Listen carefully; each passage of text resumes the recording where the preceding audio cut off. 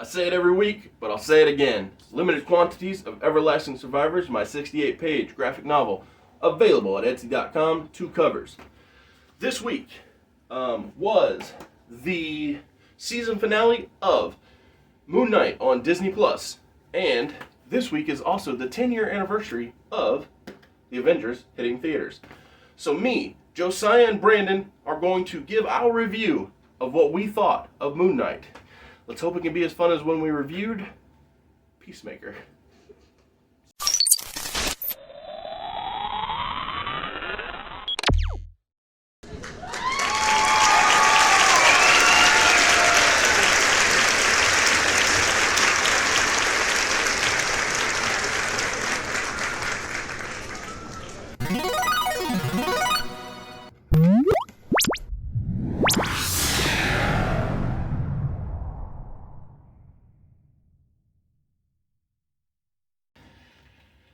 Alright, Moon Knight. Unlike Peacemaker, did anybody have problems with this? Nope. No, oh my goodness. This thing was so much fun. Marvel has had, 4 shows before? WandaVision, Falcon and Winter Soldier, Loki, Hawkeye, and now, Moon Knight. so it's the 5th one. This is number 5. Yeah. So the 5th one, to me, shot straight to number 1. Mm-hmm. Agreed. Same. I think the 6-episode formula structure helped a bunch. I think maybe because I didn't have predisposed opinions about it, that might have helped too. But my goodness, Moon Knight, it is what I thought that the Marvel television show always should have been, which is fresh new characters, not piggybacking off of the old universe. Because I don't know if me and you have talked about it. I know me and Brandon have. I thought the Eternals should have been a Marvel TV show. Yeah, Mm-hmm. you should tell me that. I wouldn't have done it in 6. I'd have done it in like 10, but still 10, 13, whatever. It definitely needed it. That 3-hour movie was not good. It wasn't enough to get 10 characters' stories in there, but with focusing on primarily one, it's how you look at it, but one hero within Moon Knight, 6 episodes, so good, so strong. My first note is this shoe gimmick is nuts. So I watched every episode of Moon Knight twice. And one time I watched it just to enjoy it. The second time I took notes. But yeah, Arthur Hammett? Hammett. I don't know if there's a T or not, but Ethan Hawke. We know what you're talking about. Ethan Hawke opens this series taking a drink, breaking glass, and putting it in his shoes. Mm-hmm. That's puzzling, but man, does Ethan Hawke deliver all throughout. And it doesn't matter what reality he's inhabiting, whether it is as a virtual cult leader or as a intellectual doctor. Everything that he does whenever he's in the scene, I feel that this man, he can't do wrong. Yeah. He owned every second as a villain that he was on the TV screen. I mean, captivating. And I love his interaction with, it seemed like he was trying to help Steven and Mark, but also tried to manipulate him in his own twisted way to do whatever he wanted. I got really strong Charles Manson vibes from him. Mm-hmm. Just because he's all the reports, all the stories you hear about him, it's always he was so charismatic. He seemed like he always had your best interest in heart. And then when you step back, look at the bigger picture, he's really manipulating him. He's guiding him exactly where he needs to go, but he's making him think it's his idea. It's, oh my God, I thought this. I know myself personally. I questioned which story I'm being told is true multiple times. Me too. Yeah. And so it's just a testament to the quality. Go ahead. Yeah, but something that struck me that was very interesting about his character was 2 things. Was one that he felt abused, or that he was abused by the guy. Yeah, by Khonshu, which I love. And he's one, he in that trial sequence when he was just setting up Mark Spector to fall on his face, and then at the end he was like, "Hey, you abused me, and because of this, I will succeed because of all the hardship that you brought me. And that like really the way that he acted, Struck you, right? struck you right to the core. Like, wow, like this. Khonshu's not good. Yeah, no, yeah, sorry. That's a really important thing they established, like, what, 2-3 episodes in? Khonshu's not, like, a good god, for lack of a better explanation. Absolutely, yeah. So, obviously we're jumping around, giving praise all over the place. I'm going to stick with episode 1, though. Mm-hmm. 4 minutes and 12 seconds in, we have our primary character of Stephen Grant. He's falling asleep on the bus. And, you know, he's running late to the bus. He's certainly got some issues going on because he tied himself to the bed. He taped up the door. Like, it's interesting, and it really pulls you in to be like, what is going on with this guy? Yeah, so that didn't catch me. I originally thought he was just kinky. That's funny. I like that. But as soon as he gets to work, even though you can tell before he gets there he's got all these problems, as soon as he gets there, you can tell that he's intelligent. He's explaining the history of these Egyptian models. gods. Yeah, well, the Egyptian gods via a model to a child. But then the child says something very puzzling to him, which I don't know. I still don't understand exactly where it came from. But she asked him how it felt to be rejected from paradise. Oh. And I was just like, where's this coming from, kid? Mm-hmm. But still, I like the fact that it's very Peter Parker-esque in the fact that you can tell that he has problems, but he isn't just a loser. He has upside on top of also having a downside. So. Right. And I love the way that he felt so warm and loved when that girl approached him. I was like, hey, so we're still on for the date? And you could see and you can see the shock. Like, yeah. He's like, did she just ask me out? Oh like, my God! I'm this good looking, this charismatic. Right, like this guy, you want to go out on a date, but then he doesn't remember, so you're like, well, and it's not that he doesn't remember; he doesn't know. No, right, correct, which is even better. And we later find out it's because it wasn't him anyway. Yeah. But you know, we're jumping ahead. Yeah. But while we're talking about that particular scene, the person who interrupts the scene is up until this point, or up until later on, to me, the biggest villain of the entire show. And it's his boss, Donna. Oh, I hate that. She was so cruel and miserable toward our protagonist, and it just made me wonder. I was like, is she something more, or is she just bad? Nope, she's just bad. Nope, just her. Yeah. Yeah, personally, I never figured out like why he wasn't a tour guide. Like they didn't really explain it because if he's clearly overqualified for the job. Well, yeah. I think that part of it is her attitude toward him, and then secondarily his flakiness, if you will, because of the condition he has where he can't be relied upon, and that is definitely shown in the date scene. Okay, I never really thought about it. I just thought like he was. That's why Oz is nice. the man. That's why he's super hot. Yeah, because I just thought he was a nice guy. And people just always want to push him over. Like, hey, you're nice, no. And that's what I always thought. But yeah, yours makes a lot of sense, Oz. And before we detour too far, I just want to compliment everyone who whoever was in charge of casting. Oh, yeah. Because Oscar Isaac is incredible. A freaking gem. Yeah, man. I do not know what this man's origins are. But every time he speaks, I believe that he's a New Yorker or lives in England, or any number of other things. I'm like, I don't know, but I buy it. Or towards the end, Italian. But my God,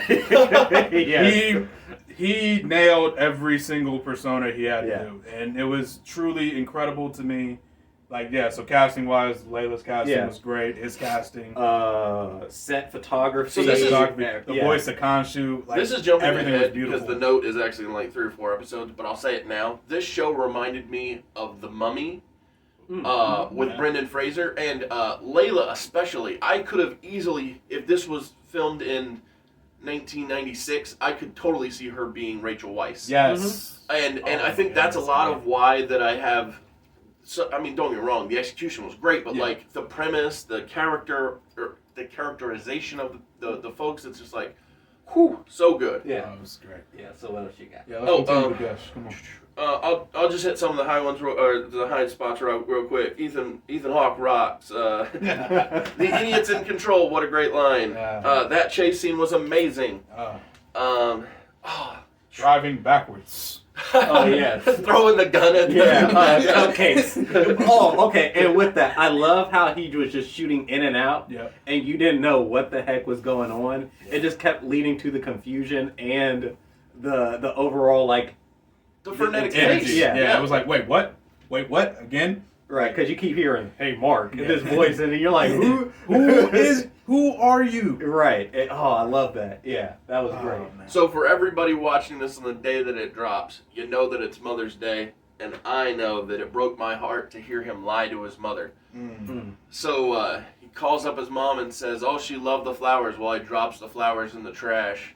And he talks about how he can't wait for her to meet her. She's such a sweet girl. And as we said, he didn't even set up the date. But he didn't make it either. He didn't make it to the date. So when It was what, 3 days off? Yeah, 3 days. Yeah, he was there on Sunday and she was there on Friday. But regardless, when he gets home from the non-existent date that he was 2 days late for, he's stuffing his face with chocolate, getting all he's crying and his face is ugly, and he starts feeding his fish his crumbs. Steak. That too, yeah. He's vegetarian. Vegetarian. Yeah, I thought he was vegan. was about to ask. Yeah, I knew it was one of the V words. Yeah. So when he starts feeding his fish the crumbs of his leftover chocolates, he notices is it that he drops it, or what did he notice on the floor? There was something that happened. Oh no, he dropped it, and the fish fin. only had one fin. Right, Or he two noticed. fins, I mean. Yeah, 2 fins when the fish originally only And had he's like, one. wait a minute. This is not my fish. Hence the title of the episode, The Goldfish Problem. That's what it is. So he begins fiddling around, and he climbs up and finds things that aren't his in the ceiling of his flat, as he calls it, his apartment, his living quarters. Yep. And on the phone that was among the things that aren't his, he sees that he's missed a bunch of calls from a woman named Layla. Phone rings, he answers, and she says, "Mark, you're alive." So he knows he's not Mark. He tells her, "I don't know who you're Tally talking about." ho. Yeah. And sorry, you got the wrong number. Right. Why you sound different? Why you sound so weird? Okay. The first episode ends with one of the first notes I took back on the bus. Oh, I jumped around, didn't even get to the place where getting to the bus matters. So the reason he was late for his date is because he jumped in time, and it's also where the car chase scene happens, and he ends up in a different place, and he finds this scarab. While he has the scarab, that's where our primary character Stephen Grant meets Ethan Hawke. There's a big fight that ensues. Many people are bloody. Many deaths. Didn't see any of them because he, cut out. But it was fun. Oh yeah, so much fun. So when he's back in London and he's on the bus, that's when he sees all these folks that he thought he had imagined, because when he woke up he was still chained to the bed, and he sees them and he's like, "Oh crap, they're real." So he runs around in the museum. Yeah, and has a fight with what's it called? I want to say a jackal. Jackal? That sounds right. Yeah, Yeah. it was a jackal. But yeah, so episode 1, super fun, all over the place. We cut out the action. part where he gave the body over to Mark. Mark beat the crap out of Oh, the yeah. jackal. Oh, So Completely wrecked the bathroom, by the way. Mhm. Or tough conversation to have with the security guard the next day. Yes. Say, what did you do in that bathroom, man? With possibly the heaviest metal door bathroom that I've ever seen. Yeah, I've never seen a door like that in my life. And so So impractical. episode 1 ends with the reveal of the title character, Moon Knight. Mm-hmm. Within or in the scene, he is wearing the ceremonial Egyptian Garb. suit That works. that is spoken of later on in this episode. What do you guys think of the suit, just as a side note? All of them. Well, so the first one is not what I expected. So I had something else in mind. No, don't get me wrong. I knew this was coming because of the promotional material. Right. But there's a more black undertoned costume with the white accent pieces that I thought we were going to get at some point, and I still think we will get it. And I love that Layla in episode 2 keeps saying that there's a suit. So Steven, unbeknownst to him, or since he doesn't know what the suit looks like, he just puts on a suit. Legit suit. Yeah, 3-piece suit. And I'm not gonna lie, it's a clean suit. Yeah. The suit is It is so pristine. so freaking smart. Yeah. It was It was great. nice. Yeah. It was comic accurate too. Yep. Real comic, like the actual suit that Steven was wearing. That's probably the most accurate Mr. Knight costume I've seen in my life. Mm-hmm. So It's good. they nailed that one. So, as I said, we meet Mark's wife, Layla, in this episode. She drives by on a moped, scooter, motorcycle Whatever those thing. things are. She picks up who she thinks is Mark, but who he thinks is Steven. And as he's holding on to her, Describe that. awkwardly, because he doesn't know what to do to this brand new woman that he just met, or not Mysterious do to, stranger. but how to hold, yes. He then holds her the way that she would have expected, and she was okay with it, but she says, "Is that any way to talk to your wife?" He said, "Wife? Are we married?" I was just, oh my goodness, it's so good. I don't even think they meant for that to be the line of the show, but at the time it was the line of the show. Oh, yeah. I was dying. I had to actually pause it. That was so funny. Both her belief in Mark, the character, and Steven's belief in himself as the character are just so strong, and the contrast between their thought processes are just a beautiful thing to see play out. Mm-hmm. So Yeah, especially when they're talking to each other. Or to themselves and everybody else's line of view. Yep. Yeah. Oh, man. It was great. Like, pretty much every mirror scene was phenomenal. yes. Oh yeah. Yeah, anytime there was a reflective surface, whether Mark is in the body or Steven is in the body, they're speaking to one another, and as we stated, it's just so compelling how different Oscar Isaac can be. Yep. So every time Ethan Hawke sees Stephen Grant, he says Stephen Grant of the gift shop as if it's his full name or his actual given name, and I just think that is so fun because that's the way That's he the full introduced title. himself. Yeah. Oh. Yeah. Oh my gosh, this is great. Oh, and then, well, something about Layla. I know that this was going back, but it's around that same time frame. I love how she respects Steven and doesn't rush him or push him like, hey, you need to fight. And it's like, he doesn't. Hey, I'm gonna need you to start acting like Mark real quick. Right. And So she we're doesn't force in a him. lot of trouble right now. Yep. And I just love that she doesn't force him. She's like, I understand. Okay, let's Well, figure it wasn't something even out that she there. understood. She just was like, okay, I guess I gotta roll with this. He doesn't seem to be snapping out of this anytime soon, so I just gotta adapt. I really like how they as they showed her character. She's probably the most adaptable character in the show. Well, and the interesting thing is Steven picks up on the first time that she calls him Steven. He says, "You called me Steven," Yeah, as if she now believes what he believes. exactly. And I think that really helped him have what it took to suit up, and in legitimate suit fashion. Yeah, I Mhm. got you. So episode 2 did something I thought was quite ballsy in the modern age of storytelling. So Ethan Hawke's character of Arthur Hammett is having a conversation with Stephen Grant of the gift shop, and at 30 minutes and 31 seconds. Arthur says, if Ahmet judges people per evil like... Oh, no. This is Steven saying it back to Arthur. He says, if Ahmet judges people pre-evil, like before the fact, then isn't she judging an innocent person? I mean, I thought I can't... hold on. I mean, a thought can't be evil. Exactly. What about a child? Would she kill a child for something they might do in 30 years?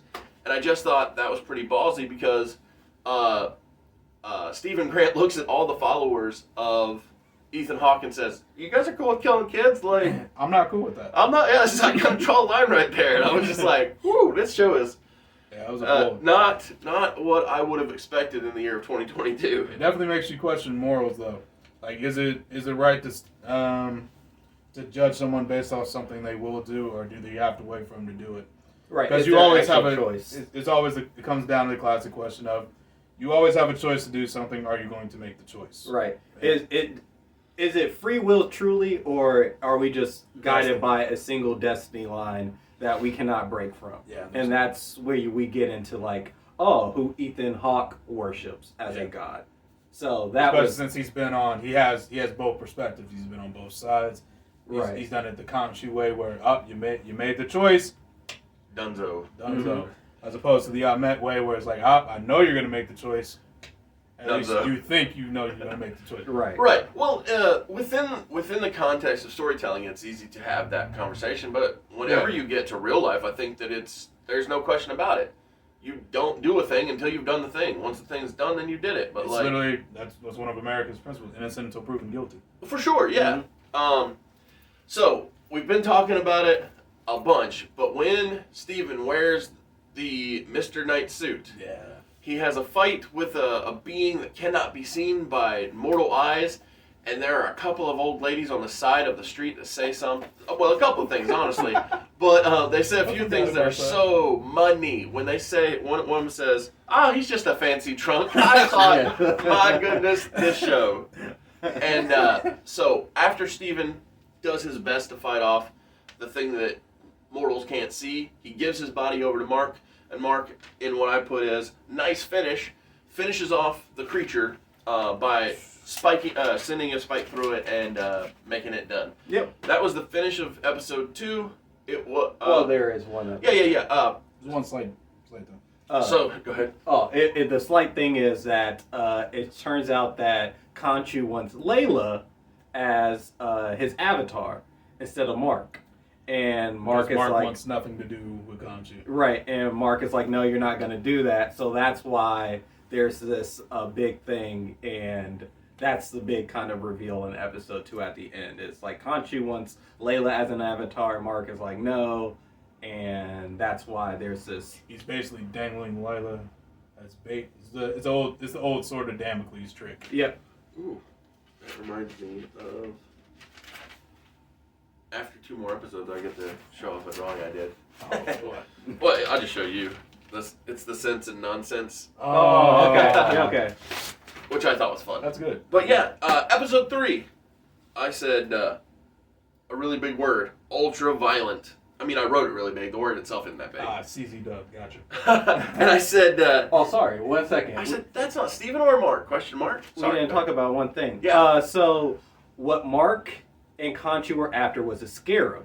Yeah. Yes. To lead them to Ahmet's tomb. Very important plot. Yeah. So sorry. Yeah. So and Ethan Hawke now has it because they fought the jackal. It fell out of his 2-piece suit. He has it now. He has direct lead to Ahmet's tomb. I will say this for any plot point we miss. Don't care. Just watch the show. Yeah. Like we're not perfect. Yeah, we really aren't. We're just talking about the good shit stuff that they did. So, I gotta cut that. But they're in Egypt. But they're in Egypt now in episode 3. Sorry. Absolutely. Yeah. Because Khonshu has the ability to just be like, whoop, and you're wherever I need you to be. Yep. I'm not gonna lie, that was a gorgeous scene when he was just moving the sky. Oh yeah.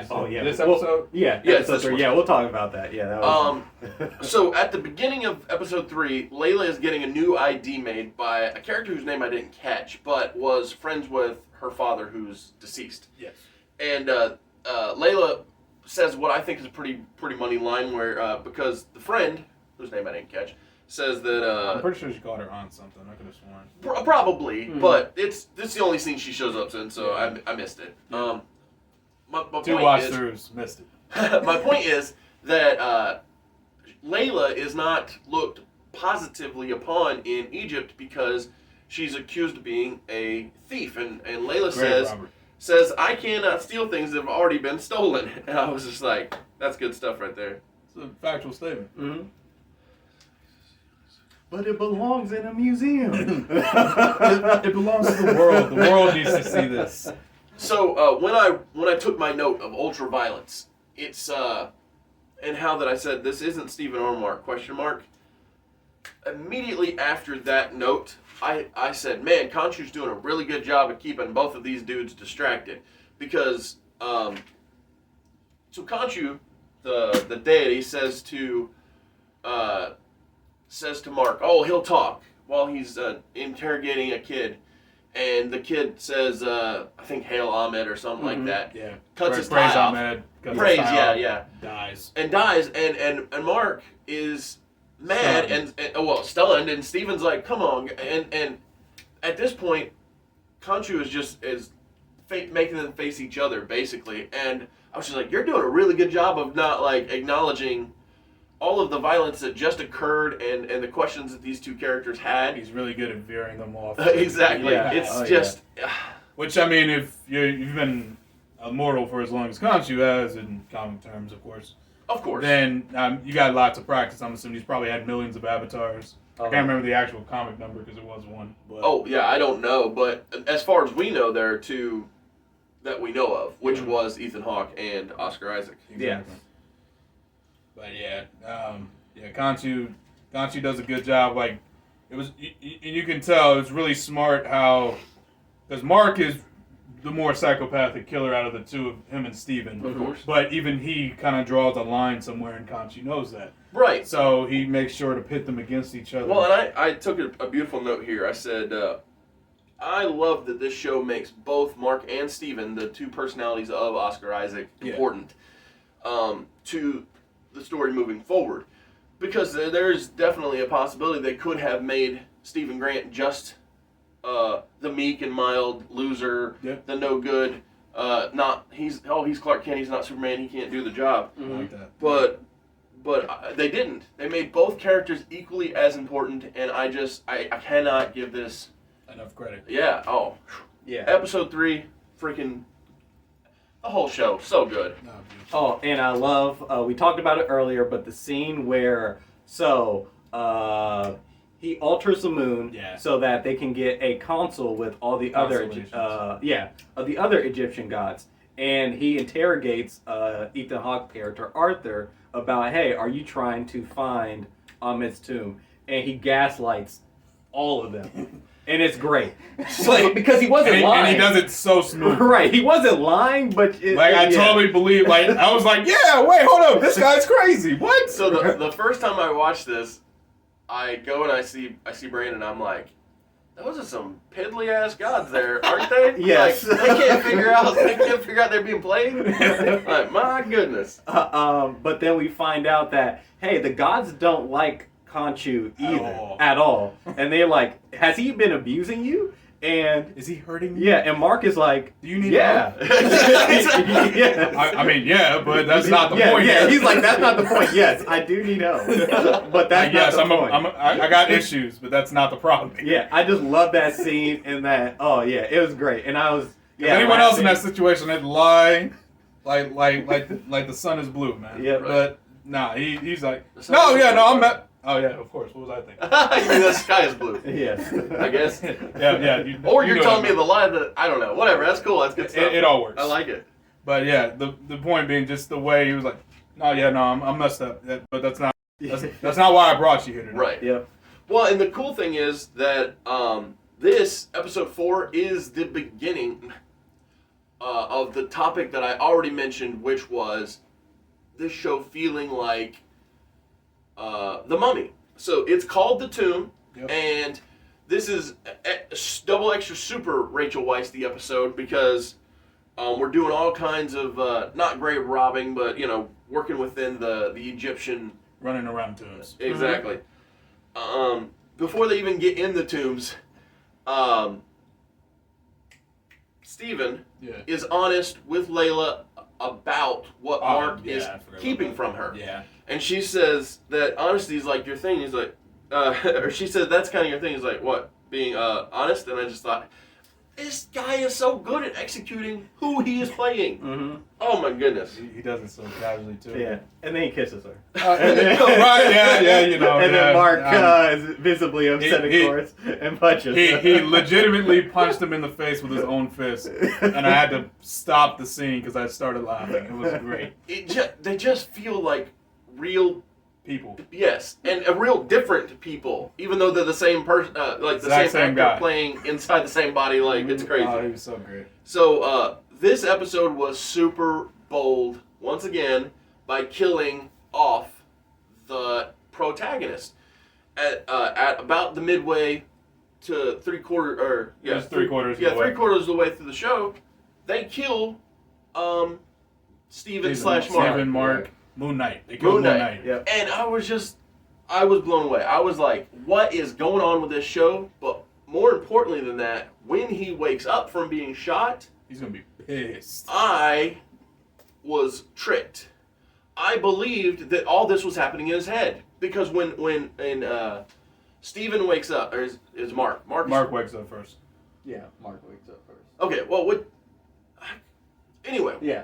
when Oscar I'm gonna be Isaac- honest, they switched so much it doesn't matter. But so when Oscar Isaac wakes up, he's in an insane asylum, and Layla is writing on a whiteboard, and Donna's she's crazy. Every character we've already met, the cops that came to his house earlier to look for the scare, all this stuff, all these characters are in the insane asylum, and I believed, oh my And goodness, callbacks. That was the key. So Cupcakes, Yep. the hippo, everything The that we fish. ever seen. Yeah, the fish. Yeah, there was Everything. callbacks galore. and so I just Beautiful. believed it was, Beautiful. oh crap, this was all happening in his head. Nothing we've already watched happened, Mm-hmm. and it so was it's just the dreams of a crazy man. Yeah. Sitting in his wheelchair, eating his pudding. I think he was eating pudding. Ugh. Yeah. I can't remember. It was great. And then And we then start episode 5. They wheel my guy in. They have a little sit down chat. So, in episode 5, the person who had up until this point been the antagonist of the show is shown to us to possibly be the actual protagonist because he's trying to help our hero. And now he is known as Dr. Arthur Harrow. But is he a doctor? Is this real? Was that real? We don't know. But after enough conversation, the person we had been invested in tries to attack, and they take him away, and he runs, and then he runs into himself. For the first time, the two characters are... Mark and Steven are looking at each other. And it's crazy. They're conversating. They're like, how is this possible? I don't know. Are we dead? You're right. Then we meet a hippo, and Hippo confirms that they are dead. Yeah, she's... And then What that's... was her official title? The goddess of... Fertility? Was it fertility? I thought she was a motherly something. She was a goddess because she's like the one that kind of like sails them to their afterlife, whatever that may be. Yeah, the And fields of whatever her reeds. title Yeah. was, I don't remember, but... Yeah, The hippo is Watch fun. the show and you'll find out. Yeah, the hippo's fun. She's kind. She's... Funny.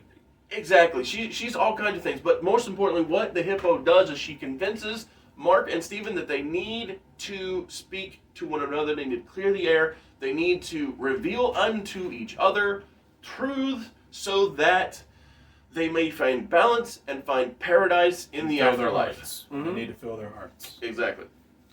And this is where the show really begins to hurt a big old bunch. Because in episode 5, we figure out why there are two people being portrayed by one actor. So, Mark Spector, when he was a child, had a brother. And his brother died in a tragic accident. Mm-hmm. But unfortunately, his mother always blamed him for... Letting What? his brother drown in a cave. Well, Yeah. yes. Well, I was going to say, well, it was an accident, but yes. But Yeah. for that actual event. Yes. It just cuts down time.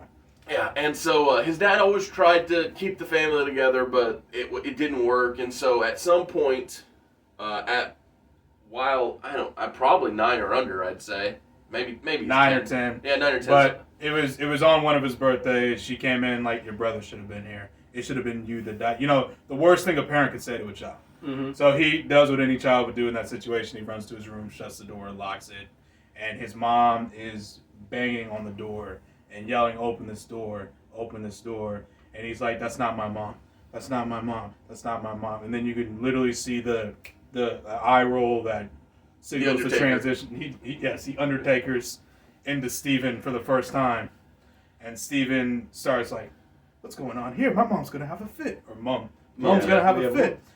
Gotta Starts clean cleaning his this room. up. And that's when his mom finally breaks in, and then she beats him. Yeah. Yep.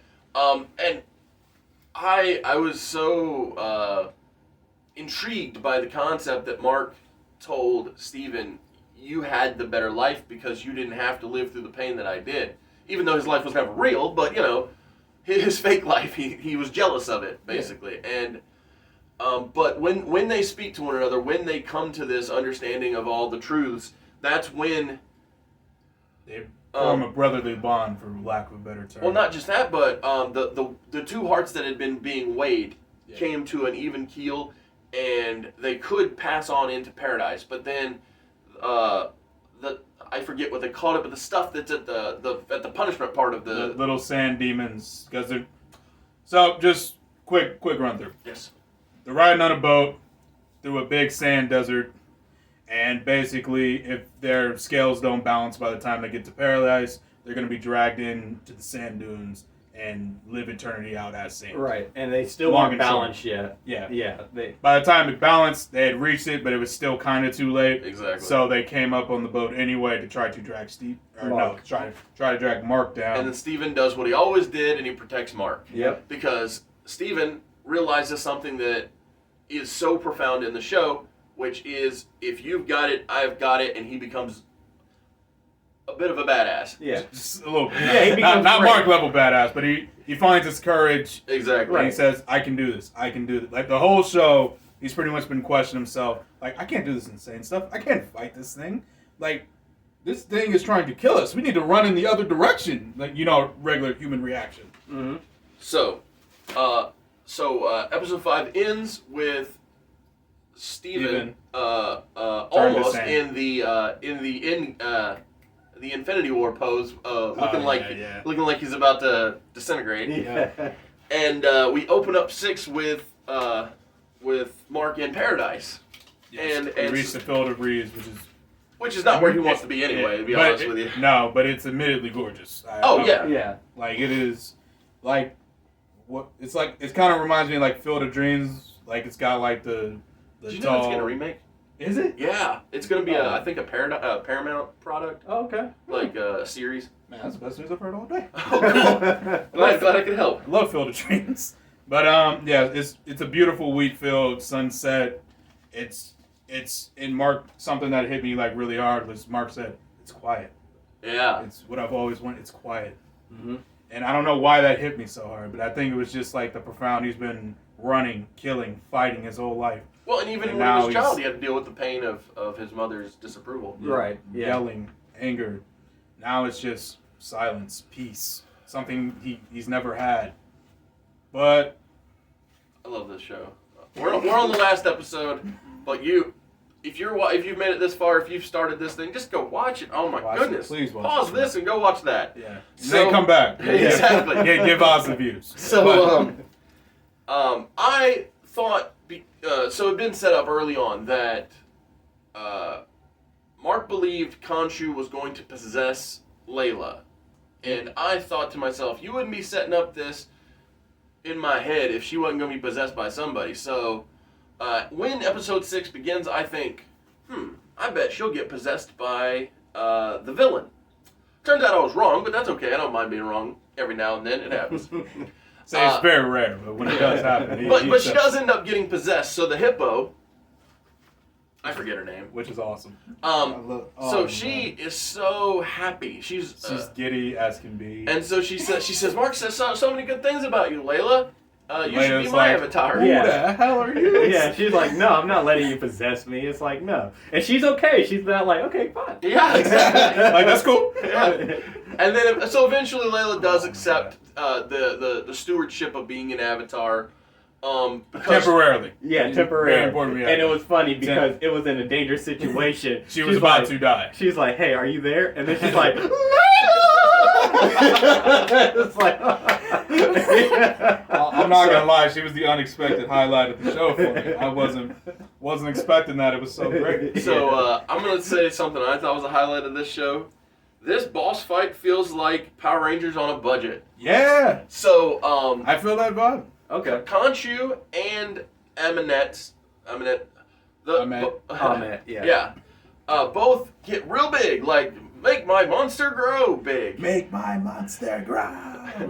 And but while they're Go ahead, fighting, Moon Knight, who's now back on Earth, is fighting with Ethan Hawke, Yep. and you see the big fight in the background, the human-sized fight in the foreground.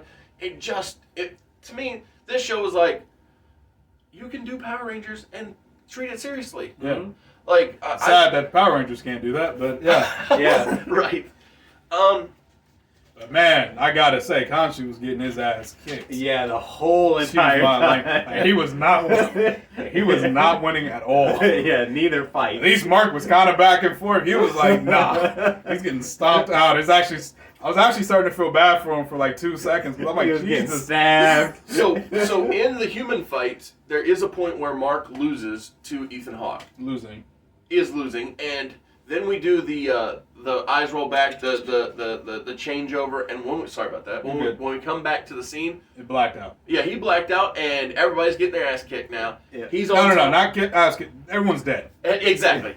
It's like the fight's over. The fight is over. So Oh, sorry. Real quick before we go on, we just need to add, Layla got real dope suit. Yeah, right. dude, like- I felt like she had the Wonder Woman music when she did the pose. I'm pretty confident she did. I'm not gonna lie. Like, Because when she did it is the spread eagle, yeah, it was situation, so close. It was so close that I was Like like, it, and I'm like, oh my god, this suit is incredible. This Yeah. looks amazing. I had one little beef with it, and it's not like she had to have it, but because he has a mask on, I would think, well, why wouldn't she have a mask on? She has a pretty face and doesn't need it. I don't know. Well, yeah, I don't know. I'm not really I'm sure. saying- well, I mean, To be fair, I don't know what comic character that she was based off of, so maybe her Nor do character I. doesn't have a mask. yeah, I'm not really complaining about it per Yeah. se. I'm just curious. Yeah, that's fair. So he had a costume complaint that wasn't that big a deal. It's That's the worst thing about the show, guys. Well, I have another tiny complaint, Oh, but Lord, what is it's not even complaint. It's more curiosity. So So it's a question. yeah, I have a question more than a complaint. So questions, comments, complaints coming soon. So the question is, when Ethan Hawke is possessed, why doesn't he get a costume? Is it because it's forced upon him and not his choice, or what? You talking about when Khonshu possessed? What do No. you mean? No. When Ahmet, Oh, when Ahmet possessed? because that's her Because avatar. Ahmet didn't give him the suit. Or a suit. Or anything. Okay, that was definitely a possibility, but we were just asking earlier because I thought, well, it'd be cool if he had like scaly looking. Well, because by the time he got possessed by her, finally, it didn't matter. Because he was never really hurt. Like, he was her avatar, but he never got, like, the avatar. Yeah. They thing. didn't go through the formalities. if you Yeah, will. exactly. So So, once it finally happened, he didn't need Once he is possessed, Khonshu says, kill him. it. Murder him. Murder all day. Sorry, murder both of them. Yes, both of them. But Mark, who is now taking on some of Steven's personality, just like Steven took on some of his, questions, how is this any different than what that He was doing 2 seconds ago. Exactly. So he says, no, you want to do it, you do it yourself. And so he pieces out, we get some nice credits, and then Freeze. So what's up? basically, we forgot to mention it, but I just feel like it's important to You're say. fine. They made a deal as soon as Mark came back to life. Like, listen, as soon as this is over, as soon as this Ahmed situation is handled, we're done. Oh, Yeah, Cut both it of off. us. Yeah, Steven Cut and it Mark. off. We're done. As soon as we handle this for you, Yeah. I don't ever want to see you again. And you type don't go after situation. Layla. And he's like, cool. And you don't go after Layla. Yeah. Exactly. Yes. And it was And like, then he cool. said, after do it yourself, honor our deal, let me go. Yep. Khonshu said spot. Yes. And then we get a beautiful post-credit scene where at first I'm scared because we go back to the psych ward. Yep. And I'm like, don't do this to me again. I was just believing we were in reality, and now I don't know what's real and what's not again. Questioning my life choices. And so in the asylum is now the doctor himself, or non-doctor. Ethan Hawke is in the asylum. He gets wheeled out in a wheelchair, gets put in a limousine, and Khonshu is sitting in the limousine. Interesting that he's not humongous anymore. He's now more normal size. He's a god, he can change his sight. Of course. Yeah, I ain't complaining about it. I'm just saying it's the first time we've seen him. Oh, also, Khonshu, dope ass suit. Yes. Dope ass suit. So while he's giving a speech, he knocks on the wall of the car, window rolls down, and we meet a third personality that Jake Lockley. Oscar Isaac is playing. My man, Jake. Jake Lockley. And Jake Lockley does what Mark Spector and Stephen Grant couldn't do, and he takes out Ethan Hawke. And that is how we close out. Yep. 3 nice even shots of the, somewhere. we didn't see. Yeah, so that's how we close out season 1, getting rid of the big bad. Although I think Khonshu might be the big bad. Round of Yeah, applause, overall, round of yeah, applause. I Yes, think great, Khonshu great. probably might be. To be honest, man, and the way Khonshu revealed it too is like, listen, it's why on God's green earth would I take Layla with Mark Spector? It's so broken he doesn't even realize how many personalities he has. It's freaking beautiful. And I think that's where the third suit, the one I was expecting, will come to play in a season 2. Yep. Boys, it was so fun. Pleasure. And yes. I I gave it 5 stars. Oh, hell yeah, absolutely. So next 10 out week, of 10, we'll watch again. oh yeah, I've already watched it twice. So next week, we're all returning because we are going to talk about, for the first time outside of wrestling, we're going to talk about what we think will happen, what we want to happen, and a wild card pick. It's what I call a triple shot. Woo. So come back, and we're going to talk about the Marvel Cinematic Universe and give our predictions. Yep. Bye. All right. See.